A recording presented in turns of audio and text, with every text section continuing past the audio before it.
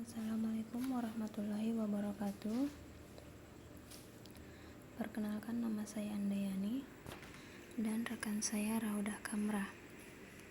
Baik, kami dari mahasiswi STKIP Andi Matapa Pangkep, program studi pendidikan matematika semester 6. Di sini kita akan membahas tentang uji two-way ANOVA pada mata kuliah analisis data. Adapun pokok pembahasan yang akan kami bahas yaitu yang pertama uji homogenitas dengan uji Lafene, dan yang kedua uji normalitas dengan Shapiro-Wilk, yang ketiga uji two-way ANOVA. Ketiga uji ini kami akan membahasnya dan menganalisisnya secara manual. Pembahasan yang pertama yaitu uji homogenitas dengan uji Lafene, di mana uji homogenitas adalah suatu uji yang dilakukan untuk mengetahui bahwa dua atau lebih kelompok data sampel berasal dari populasi yang memiliki varian sama atau homogen. Dalam buku yang ditulis Sujana pada tahun 2005, halaman 250, uji homogenitas dapat dilakukan dengan uji Lafene, Weiser, atau uji Bertel. Uji homogenitas yang akan digunakan adalah uji Lafene. Uji homogenitas dilakukan untuk mengetahui apakah data dalam variabel X dan Y bersifat homogen atau tidak. Hipotesa yang digunakan pada uji ini adalah H0 varians 1 sama dengan varians 2 sampai dengan varians K. H1-nya varians I tidak sama dengan varians J untuk sedikitnya satu pasang, yaitu I, J. Nah, di sini kita lihat adapun rumus uji Lafene-nya yaitu W sama dengan N dikurang K, sigma I sama dengan 1 sampai K, NI Z konjugat I dikurang Z gap pangkat 2 per K dikurang 1, sigma I sama dengan 1 sampai K, sigma J sama dengan 1 sampai NI, ZIJ dikurang Z gap I pangkat 2. Nah, di sini kita lihat adapun keterangannya, di mana N adalah jumlah observasi, K adalah banyaknya kelompok, ZIJ yaitu nilai mutlak YIJ dikurang Y gap I. Y gap I adalah rata-rata dari kelompok ke I. Z gap atau Z rata-rata adalah rata-rata kelompok dari ZI. Z rata-rata adalah rata-rata menyeluruh atau overall mean dari ZIJ. Nah, kita lihat di sini daerah kritisnya, jika W lebih dari F alfa, K dikurang 1, N dikurang K, maka H0-nya ditolak. Jika W kurang dari atau sama dengan F alfa, K dikurang 1, N dikurang K, maka H0-nya diterima. Nah, pembahasan yang kedua itu uji normalitas dengan Shapiro-Wilk. Uji normalitas adalah sebuah uji yang dilakukan dengan tujuan untuk menilai sebaran data pada sebuah kelompok data atau variabel. Apakah sebaran data tersebut berdistribusi normal atau tidak? Uji kenormalan atau normalitas berguna untuk menentukan apakah data yang telah dikumpulkan berdistribusi normal atau diambil dari populasi normal. Berdasarkan pengalaman empiris beberapa ahli statistik, data yang jumlahnya lebih dari 30 atau N lebih dari 30, maka sudah dapat diasumsikan berdistribusi normal. Biasanya disebut dengan sampel besar. Namun, untuk memberikan kepastian data yang dimiliki berdistribusi normal atau tidak, sebaiknya digunakan uji statistik normalitas. Nah, di sini ada beberapa pertanyaan, salah satunya mengapa diadakan uji normalitas? Nah, jawabannya karena belum tentu data yang ukurannya lebih dari 30 dipastikan berdistribusi normal. Demikian pula sebaliknya, data yang ukurannya kurang dari 30 belum tentu tidak berdistribusi normal. Untuk itu perlu suatu pembuktian.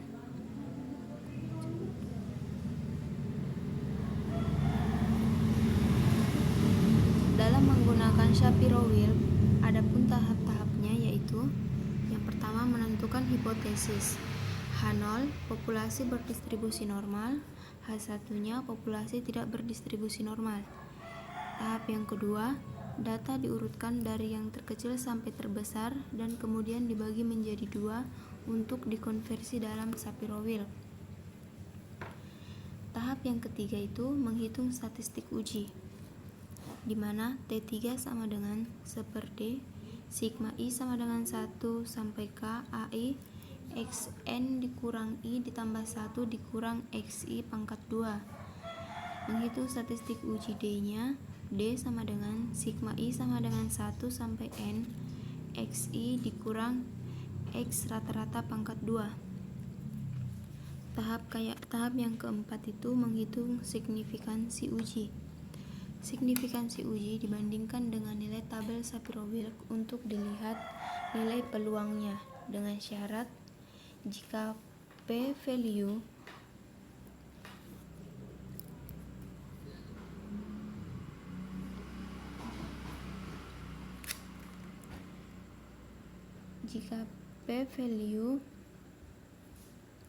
lebih dari atau sama dengan 0,05 maka distribusinya normal, jadi H0-nya diterima. Jika p-value kurang dari 0,05 maka distribusinya tidak normal atau H0 ditolak.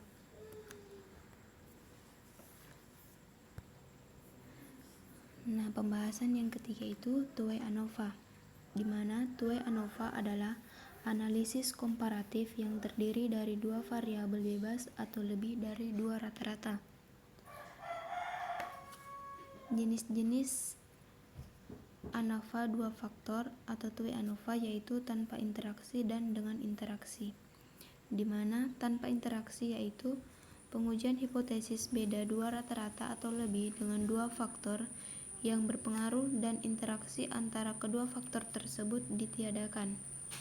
Sedangkan yang dengan interaksi itu pengujian beda dua rata-rata atau lebih dengan dua faktor yang berpengaruh dan pengaruh interaksi antara kedua faktor tersebut diperhitungkan. Nah, di sini kita akan membahas langsung tentang analisis secara manualnya, di mana seorang mahasiswi pendidikan matematika Sekolah Tinggi Agama Islam Negeri atau STAIN Tulungagung melakukan penelitian eksperimen yang berjudul Pengaruh Penggunaan Metode Pemecahan Masalah Model Polya dengan Strategi Berdendang dan Motivasi terhadap Hasil Belajar Siswa Kelas 8 SMP Islam Durenan. Penelitian ini dilakukan di 3 kelas 8, yaitu kelas 8B yang berjumlah 31 siswa, kelas 8C berjumlah 30 siswa sebagai kelas eksperimen 1 dan 2, serta kelas 8D berjumlah 31 siswa sebagai kelas kontrol. Dalam pelaksanaan penelitian untuk kelas 8B, peneliti memberikan perlakuan berupa penggunaan metode pemecahan model Polya dengan strategi berdendang, dan untuk kelas 8C, peneliti menggunakan metode pemecahan masalah Polya tanpa strategi berdendang, sedangkan kelas kontrol kelas 8D, peneliti menggunakan model konvensional seperti guru mata pelajaran matematika. Ketiga kelas tersebut diberikan post-test. Setelah post-test dilakukan, maka peneliti telah memperoleh data hasil belajar siswa yang akan dianalisis menggunakan analisis data statistik ANOVA dua jalur atau Tway-ANOVA. Setelah peneliti dapat mengumpulkan data, maka data tersebut selanjutnya dianalisa atau disebut dengan analisis data dengan uji prasyarat yang dinamakan dengan uji prasyarat ANOVA.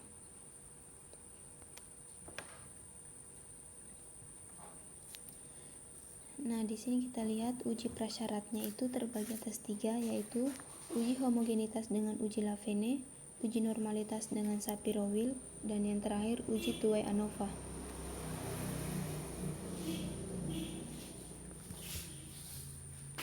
Nah, di sini ada tabel hasil belajar dan motivasi siswa,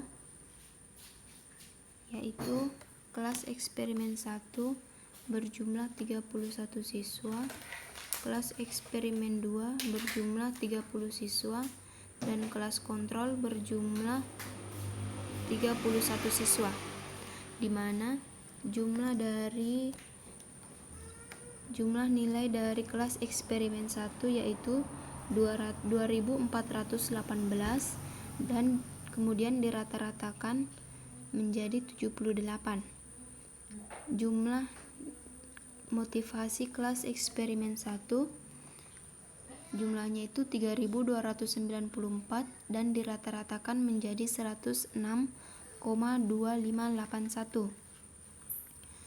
Kelas eksperimen 2 berjumlah 30 siswa dan dijumlahkan menjadi 1978 dan dirata-ratakan menjadi 65,9333. Sedangkan kelas eksperimen 2 motivasinya dijumlahkan menjadi 3187 dan kemudian dirata-ratakan 106,2333. Begitu pula dengan kelas kontrol, nilainya dijumlahkan menjadi 1636 dan dirata-ratakan menjadi 52,77419 dan motivasinya dijumlahkan menjadi 3236 dan dirata-ratakan menjadi 104,3871. Berdasarkan tabel hasil belajar dan motivasi pada slide sebelumnya, maka dilakukan uji prasyarat, yaitu uji homogenitas. Pada uji homogenitas ini dilakukan untuk mengetahui apakah sampel yang digunakan dalam penelitian homogen atau tidak, sehingga jika uji homogenitas ini terpenuhi, maka peneliti dapat melakukan uji hipotesis menggunakan Tuohy-ANOVA. Data yang digunakan dalam uji homogenitas ini adalah data hasil belajar siswa dan motivasi siswa. Uji homogenitas dilakukan dengan uji Lafene melalui perhitungan manual.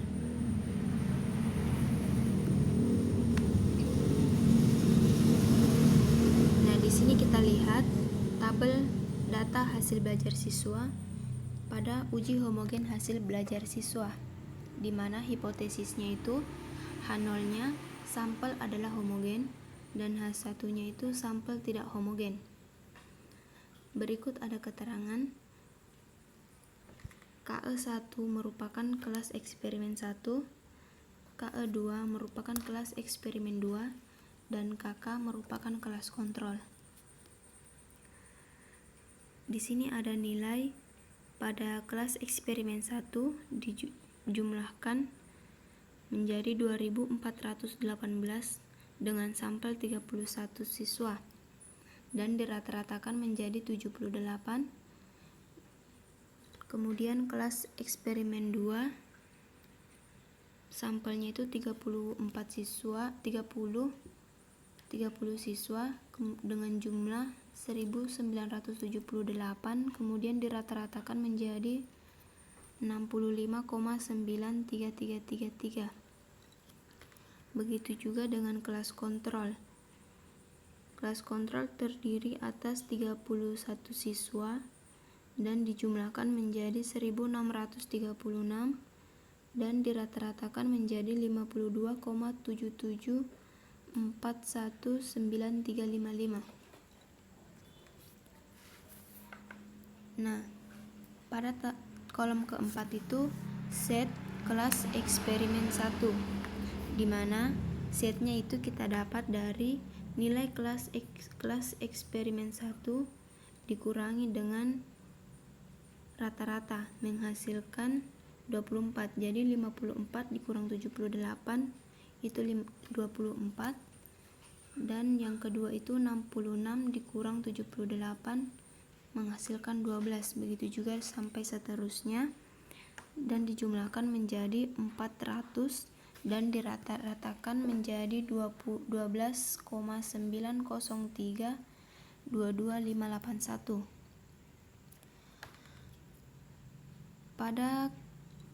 pada kolom set kelas eksperimen 2 sama pada set kelas eksperimen 1, yaitu nilai 82 dikurangi rata-ratanya menghasilkan 16,06667, dan baris keduanya itu 40 dikurang 65,933 menghasilkan 25,933. Begitu juga seterusnya, dan kelas kontrol juga sama pada kelas eksperimen 1 dan 2.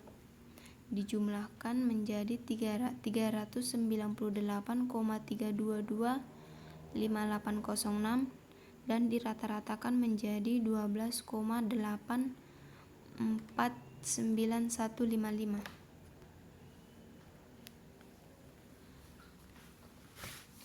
Nah, setelah kita dapatkan jumlah dan rata-ratanya, kita substitusi kepada rumusnya, yaitu sigma I NI set gap I dikurang set gap pangkat 2 sama dengan 31.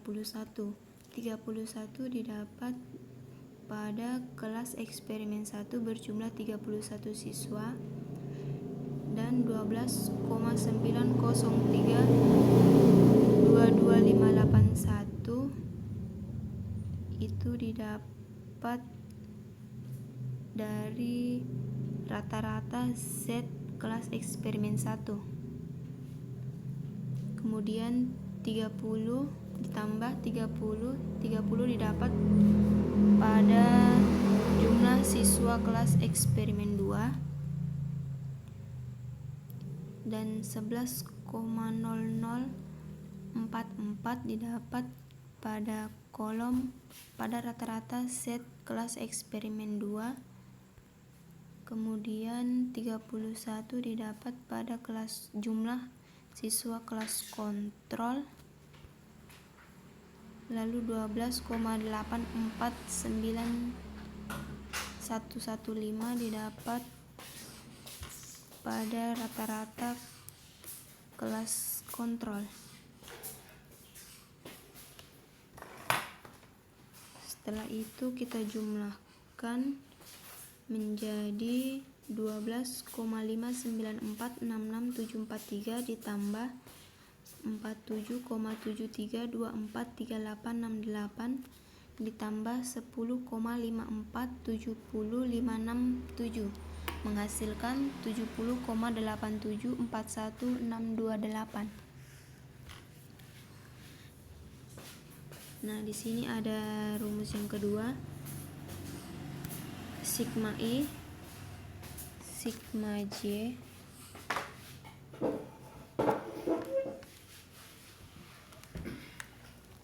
yaitu set IJ dikurang set gap I pangkat 2 sama dengan 24. 24 itu didapat dari set kelas eksperimen 1. Terus 12,903225581 didapat pada rata-rata kelas eksperimen 1. Itu sama caranya pada cara yang di atas, kita tambahkan dan menghasilkan 7111,968926.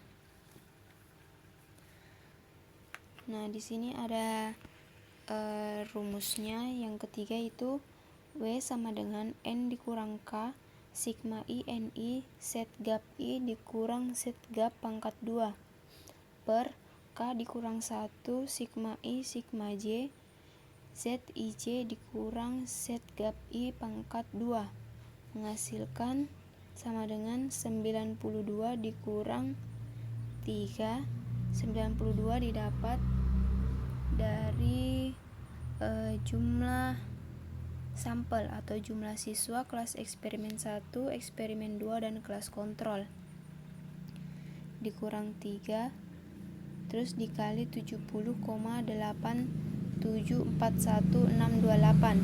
70,8741628 didapat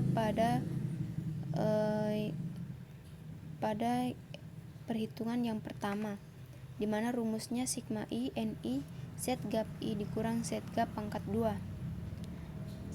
Sedangkan per 3 dikurang 1.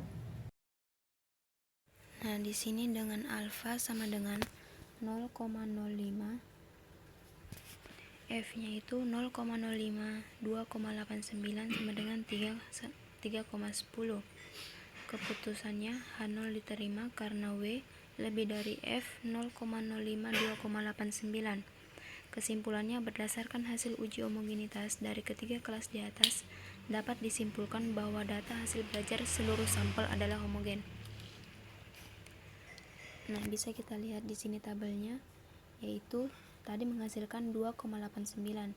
Nah, 2-nya itu kita lihat di kolom kedua, dan 89 itu penyebutnya itu 89.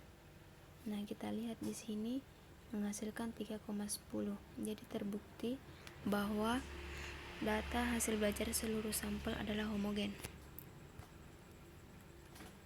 Baik, yang kedua itu uji homogen motivasi siswa, di mana hipotesisnya itu H0 yaitu sampel adalah homogen, dan H1-nya itu sampel adalah tidak homogen, di mana keterangannya itu sama. Kelas eksperimen 1 itu KE1, kelas eksperimen 2 itu KE2, dan kelas kontrol itu KK. Caranya sama pada uji homogen nilai hasil belajar siswa, yaitu kelas eksperimen 1 kita jumlahkan menjadi 3294 dengan jumlah siswa 31, dan kelas eksperimen 2 kita jumlahkan menjadi 3187 dengan sampel 30 siswa. Kelas kontrol kita jumlahkan menjadi 3236 dengan jumlah siswa atau sampelnya itu 31.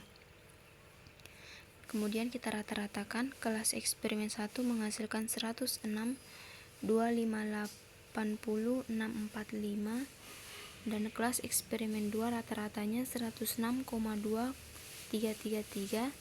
Kelas kontrol rata-ratanya itu 104,387 0968. Begitu juga dengan Z kelas eksperimen 1, yaitu 1,258064516 didapat dari nilai yang pertama 105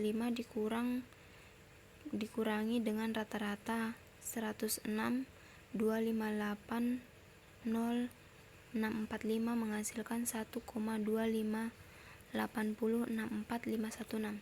Begitu juga dengan seterusnya, dan dijumlahkan menjadi 270,7096774 dan dirata-ratakan menjadi 8,732570239. Begitu juga dengan kelas eksperimen 2 dan kelas kontrol. Kita jumlahkan, kemudian kita rata-ratakan.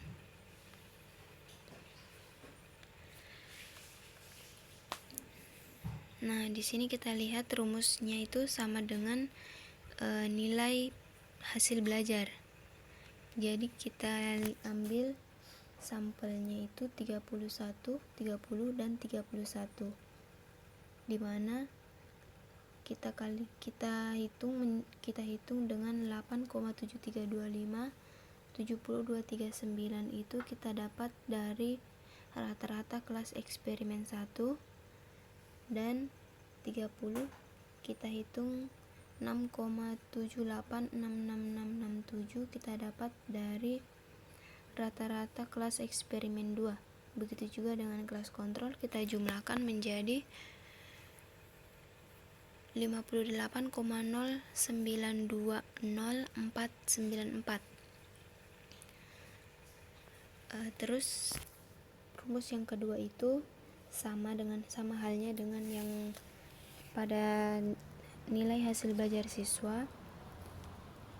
Kita hitung dan kita jumlahkan menghasilkan 3342,059794. Nah, kita substitusi ke rumus, yaitu W sama dengan N dikurang K sigma I NI set gap I dikurang set gap pangkat 2 per K dikurang 1 sigma I sigma J set IJ dikurang set gap I pangkat 2 sama dengan 90 dikurang 3 kali 58,0920,494 per 3 dikurang 1 dikali 3342,059794 menghasilkan 0,77 dengan alfa 0,05, F nya 0,052,89 menghasilkan 3,10. Dengan keputusan H0 diterima karena W kurang dari F 0,052,89. Kesimpulannya yaitu berdasarkan hasil uji homogenitas dari ketiga kelas di atas dapat disimpulkan bahwa data motivasi siswa seluruh sampel adalah homogen. Nah, kita lihat di sini tabel presentasinya yaitu 2,89, di mana duanya itu termasuk pembilang dan 89-nya itu penyebut. Jadi kita luruskan menghasilkan 3,10. Jadi terbukti bahwa data motivasi siswa seluruh sampel adalah homogen. Setelah data tersebut diketahui homogen, maka data hasil belajar dan motivasi siswa tersebut selanjutnya akan diuji normalitas dengan Shapiro-Wilk untuk dapat melihat apakah data tersebut berdistribusi normal ataukah tidak. Jika data berdistribusi normal, maka pengujian hipotesis menggunakan ANOVA 2 jalur atau uji 2 ANOVA dapat dilaksanakan. Jika tidak berdistribusi normal, maka data diuji dengan uji statistik non-parametrik. Nah, di sini kita masuk pada uji yang kedua, uji normalitas. Uji normalitas ini bertujuan untuk mengetahui apakah data hasil belajar siswa yang telah diperoleh dalam penelitian berdistribusi normal atau tidak. Perhitungan dalam uji normalitas ini dilakukan dengan Shapiro-Wilk secara manual untuk masing-masing kelas yang menjadi sampel penelitian. Nah, kita lihat di sini data hasil belajarnya kelas eksperimen 1, di mana hipotesisnya itu H0 sampel berasal dari populasi yang berdistribusi normal dan H1-nya itu sampel tidak berasal dari populasi yang berdistribusi normal. Nilai alfanya itu nilai alfa sama dengan taraf signifikan 5% sama dengan 0,05 dengan syarat jika p-value lebih dari atau sama dengan 0,05 maka distribusinya normal dan H0-nya diterima. Jika p-value kurang dari 0,05 maka distribusinya tidak normal atau H0-nya ditolak. Bisa kita lihat di sini kelas eksperimen 1, nama AC nilainya 54, nama ABA nilainya 66, begitu juga dengan seterusnya. Jadi sampel atau jumlah siswa kelas eksperimen 1 itu 31.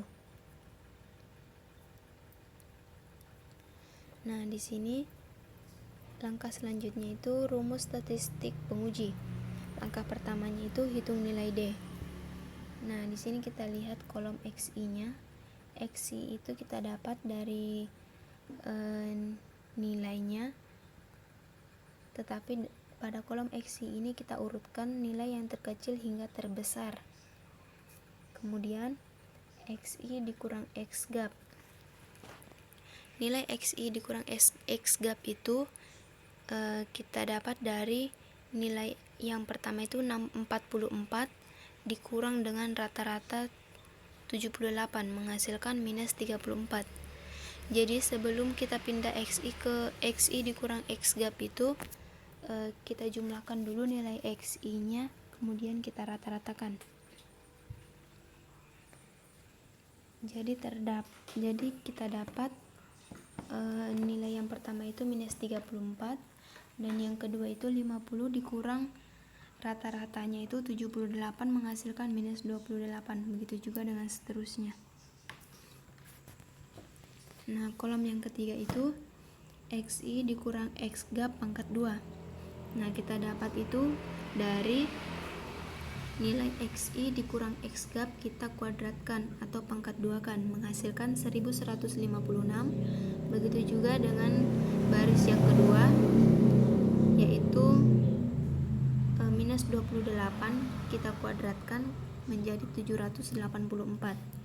Nah, kita dapatkan hasil D-nya, nilai D-nya yaitu 7096.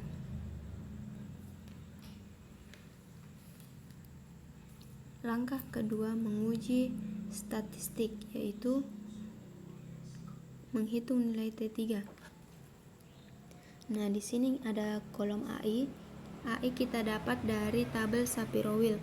Kita lihat jumlah sampelnya yaitu 31. Jadi kita lihat di sini tabelnya 31 yaitu sampai A16. Tapi kita di sini ambil A15 karena yang terakhir itu 0,000. Jadi sama saja. Nah, di sini kita ambil dari kolom 31 dan A-nya itu A15. Jadi AI-nya itu 0,4220 dan 0,2921 dan seterusnya. Terus kolom yang kedua itu XN dikurang I ditambah 1 dikurang XI. Nah, di sini kita lihat dari nilainya yaitu 100 dikurang 44. Jadi kita ambil nilai yang terbesar dikurang nilai yang terkecil sampai dengan seterusnya. Kita jumlahkan seperti yang kita lihat di sini, 100 dikurang 44, di mana 100 itu adalah nilai yang terbesar dan 44 itu nilai yang terkecil. Kita kurangkan menghasilkan 56, begitu juga dengan seterusnya. Nah, di sini kolom yang ketiga itu AI, XN dikurang I ditambah 1 dikurang XI. Di sini kita kalikan 0,4220 kita kali dengan 56 menghasilkan 23,6320, dan 0,2921 kita kalikan dengan 48. Begitu juga dengan seterusnya dengan sampai 15. Lalu kita dapatkan jumlah 81,7004. Kemudian kita substitusikan ke dalam rumus T3 yaitu 1/D sigma I sampai K sama dengan sigma I sama dengan 1 sampai K AI XN dikurang 1 ditambah N dikurang I ditambah 1 dikurang XI pangkat 2, maka menghasilkan 1/7096. Ini 7096 kita dapat dari 7096 kita dapat dari nilai D-nya. Jadi kita substitusi nilai D-nya, kemudian kita substitusi juga nilai T3-nya atau AI XN dikurang I ditambah 1 dikurang XI pangkat 2. Jadi didapatlah nilai T3-nya itu 0,94006. Nah, di sini kita lihat tabel distribusi normalnya dengan tahap menghitung signifikansi uji. Pada tabel Shapiro-Wilk nilai alfa 0,10 sama dengan 0,901. Nilai alfa sama dengan 0,50 sama dengan 0,950. Nilai T3 terletak di antara 0,901 dan 0,950, atau nilai P hitung terletak di antara 0,10 dan 0,50 yang di atas nilai alfa 0,05, berarti H0-nya diterima dan H1-nya ditolak. Kita lihat di sini yang saya lingkari, kita bisa lihat jadi terbukti dan dapat disimpulkan bahwa H0 diterima dan H1-nya ditolak.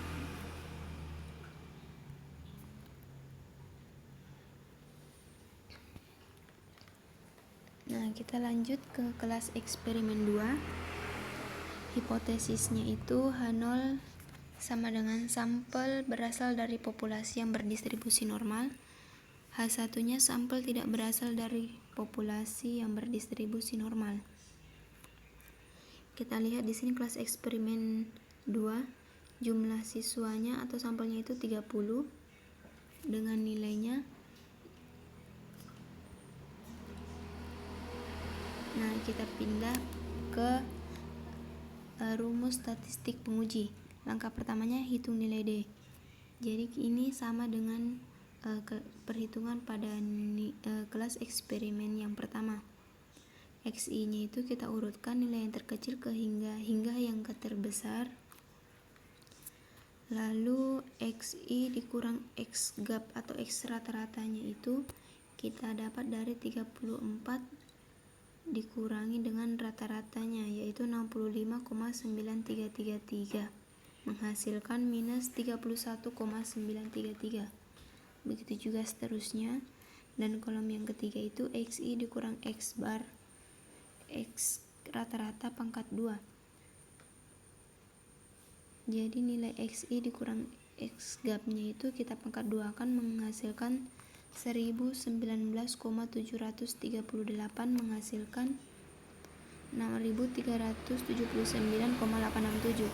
Jadi nilai D pada kelas eksperimen 2 itu 6379,867.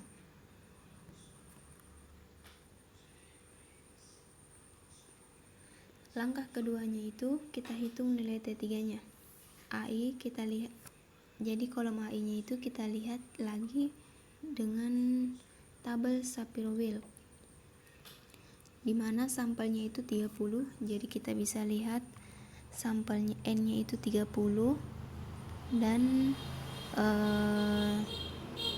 baris A15. Jadi kita lihat, kita bisa ambil di sini N-nya 30 dan A15. Jadi kita kita substitusi ke kolom AI. Nah, di sini kolom yang kedua itu XN dikurang I ditambah 1 dikurang XI. Ini kita dapat dari nilai yang terbesar dikurangi dengan nilai yang terkecil, menghasilkan 64. Begitu juga dengan seterusnya. Terus kolom yang ketiga itu AI XN dikurang I ditambah 1 dikurang XI. Itu kita dapat dari AI-nya kita kalikan pada kolom XN dikurang I ditambah 1 dikurang XI. Jadi 0,4254 dikali 64 menghasilkan 27,2256. Begitu juga dengan seterusnya. Lalu kita jumlahkan menghasilkan 77,7388. Lalu kita substitusi ke dalam rumus T3, di mana T3 sama dengan 1/D sigma I sama dengan 1 sampai K AI XN dikurang I ditambah 1 dikurang XI pangkat 2. Lalu T3 sama dengan 1/6379,867. Itu 6379 kita dapat dari nilai D. Nah, di sini nilai D-nya itu kita dapat 6379,867. Lalu kita kalikan dengan jumlah XN dikurang I ditambah 1 dikurang XI pangkat 2. Menghasilkan nilai T3-nya itu sama dengan 0,9471. Tahap yang keempat yaitu menghitung signifikansi uji. Pada tabel Shapiro-Wilk, nilai alfa 0,10 sama dengan 0,901. Nilai alfa sama dengan 0,50 sama dengan 0,950. Nilai T3 terletak di antara 0,901 dan 0,950, atau nilai P hitung terletak di antara 0,10 dan 0,50. Yang di atas nilai alfa 0,05, berarti H0 diterima dan H1-nya itu ditolak. Bisa kita lihat di sini, N-nya itu 15 dan tabelnya itu 0,10, 0,50.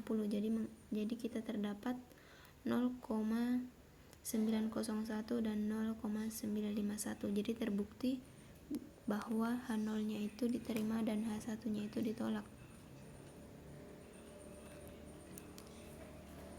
Nah, kemudian kita masuk pada kelas kontrol, di mana hipotesisnya itu H0 sama dengan sampel berasal dari populasi yang berdistribusi normal, dan H1-nya itu sampel tidak berasal dari populasi yang berdistribusi normal. Jumlah siswa pada kelas kontrol itu 31. Bisa kita lihat di sini nama dan nilainya serta jumlah siswanya. Nah, tahap yang kedua itu rumus statistik penguji. Langkah pertamanya kita hitung lagi nilai D-nya. XI-nya itu kita urutkan nilai terkecil hingga yang terbesar, kita jumlahkan menjadi 1636, lalu kita rata-ratakan menjadi 52,77419. Kemudian XI dikurang X gap atau X rata-rata, jadi 28 dikurangi rata-rata 52,77419 menghasilkan minus 24,7742. Begitu juga dengan seterusnya. Lalu kita pindah ke kolom yang kedua, itu XI dikurang X gap atau X rata-rata pangkat 2. Itu kita dapat dari nilai XI dikurang X rata-ratanya itu kita pangkat 2 kan, menghasilkan 613,7607. Kita jumlahkan hingga mendapatkan nilai D-nya yaitu 7549,419. Langkah keduanya itu kita hitung lagi nilai T3-nya yaitu AI. AI kita lihat dari tabel Shapiro-Wilk, di mana N-nya itu 31. Jadi A16, tapi kita di sini ambil sampai A15 saja karena A16-nya itu 0,000, jadi sama saja. Lalu kita di sini kita substitusi, kita pindahkan nilai Shapiro-Wilk ke kolom AI berdasarkan N-nya, lalu XN dikurang I ditambah 1 dikurang XI, itu kita dapat dari nilai yang terbesar kita kurangkan pada nilai yang terkecil, menghasilkan 64. Begitu juga dan seterusnya. Lalu kita pindah ke kolom yang ketiga, itu AI XN dikurang I ditambah 1 dikurang XI. Itu kita dapat dari AI dikali dengan nilai dari hasil penjumlahan XN dikurang I ditambah 1 dikurang XI. Jadi 0,4220 kita kalikan 64 menghasilkan 27,0080. Begitu juga seterusnya sampai ke bawah. Lalu kita jumlahkan menjadi 85,3854. Setelah kita jumlahkan, kita substitusi ke dalam rumus T3, yaitu T3 sama dengan 1/D sigma I sama dengan 1 sampai K AI XN dikurang I ditambah 1 dikurang XI pangkat 2. T3-nya itu sama dengan 1/D. Nah, kita lihat di sini nilai D-nya 7549,419.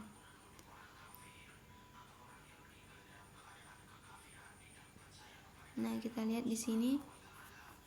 Lalu kita kalikan dengan hasil dari perhitungan AI XN dikurang I ditambah 1 dikurang XI, yaitu 85,3854 dikuadratkan.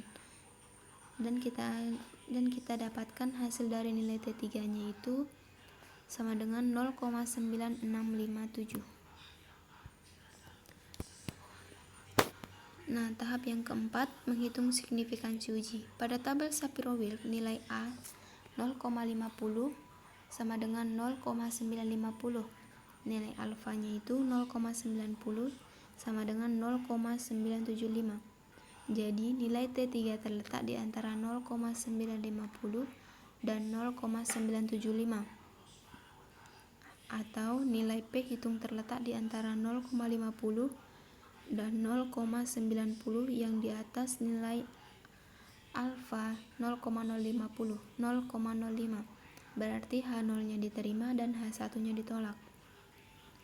Bisa kita lihat pada tabel yang di sampingnya itu N nya kan 15, lalu 0,50 dan 0,90. Jadi nilai T3 nya itu terletak di antara 0,50 dan 0,90.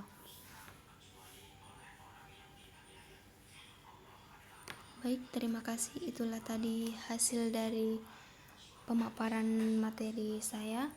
Kurang dan lebihnya mohon dimaafkan. Terima kasih dan selamat menonton. Untuk uji selanjutnya beserta uji TUE ANOVA akan dijelaskan oleh rekan saya, Saudari Rauda Kamrah. Kita bisa lihat channelnya ada pada deskripsi. Selamat belajar.